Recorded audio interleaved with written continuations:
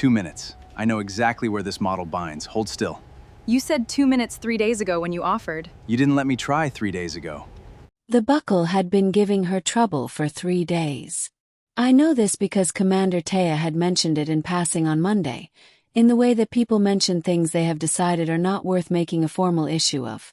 The left chest clasp is sticking again, I'll get to it. And then had not gotten to it because commanders of joint operations units on active survey postings do not typically have time to get to stuck buckles. And the buckle had apparently decided to escalate its position by Monday evening by refusing to release at all during a gear check, which I had witnessed from across the tent, and which Taya had handled with the specific calm of someone very practiced at not showing frustration. I was Sergeant Finn Rourke, equipment technician and field maintenance specialist for Joint Survey Unit 14, which was a mixed human-alien unit assigned to the Outer Continental Survey of the Third Landmass on Vel Prime. Fix things. That was the official description. The unofficial description was, I fix the things that matter before they become the things that go wrong at the worst possible moment. A stuck buckle on the commanding officer's combat armor was, by any reasonable field assessment, a thing that mattered. I can fix that, I said on Wednesday morning, when the buckle made its third appearance in the running list of things that had not been dealt with. Taya looked at me with the particular expression she used when she was evaluating whether someone was being helpful or creating a different kind of problem. It's a stuck clasp, she said. On your primary armor seal, I said. If it fails in the field, you lose pressure integrity on the left side. I've seen that clasp model. The internal mechanism binds on a specific alignment. It takes about 2 minutes if you know where it binds. Do you know where it binds? Yes, I said. She looked at me for another moment, with the expression finishing its evaluation. Then, 2 minutes. She stood in the middle of the tent while I knelt in front of the chest clasp. The rest of the unit was out on morning survey.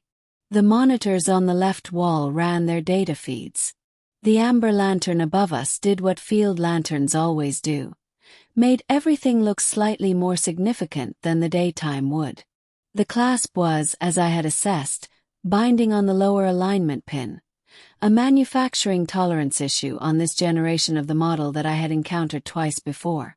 I worked on it with the methodical patience of someone who has learned that impatience with small mechanisms is how small mechanisms become larger problems. How long have you been in field maintenance? Taya asked. 11 years, I said. And before that? Structural engineering. On the lunar platforms. Why the switch? I thought about the question. It was a genuine one. She asked things the way she did everything, with her full attention applied. Because on the lunar platforms, I said. I was maintaining structures. Out here I'm maintaining the things that keep people alive. It's the same work but the stakes are different. You stayed for the stakes. Yes, I said. The pin released at the 2-minute mark as expected. I reset the alignment and tested the clasp 3 times. Release, engage, release, until the mechanism was moving the way it was designed to move.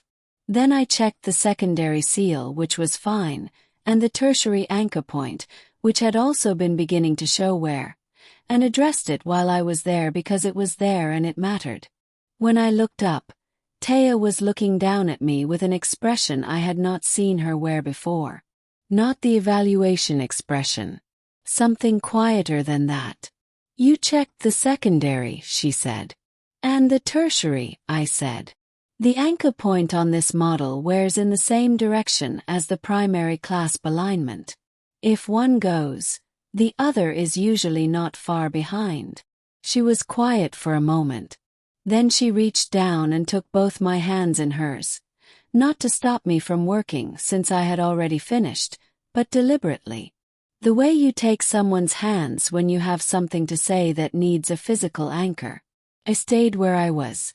Among my people, she said, there is a concept, Vethaler. Means the care that goes further than asked. The attention that goes beyond the specific request to the thing underneath it. She looked at my hands in hers. You checked the secondary and the tertiary. I asked for the primary. The secondary and tertiary needed checking, I said. Yes, she said. But you did not tell me they needed checking. You simply checked them. Because they mattered, and you were already there. That's just field maintenance, I said. No, she said. That is Vethaler. Oz. In my culture, it is the rarest quality we recognize. We have ceremonies for it. We have words for the people who practice it and the people who receive it. I looked at her hands around mine. Blue skin and brown skin in the amber light of the field tent. Outside, the survey team was doing its morning work. The monitors ran their data. The stuck buckle was no longer stuck. What are the words? Yes. He told me. The vowel sounds were not designed for human tongues, but she said them slowly and I approximated them, and by the third attempt she smiled.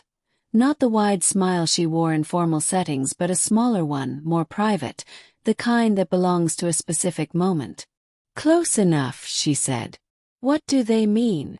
The one who goes further, she said, and the one who is seen. We were quiet for a moment.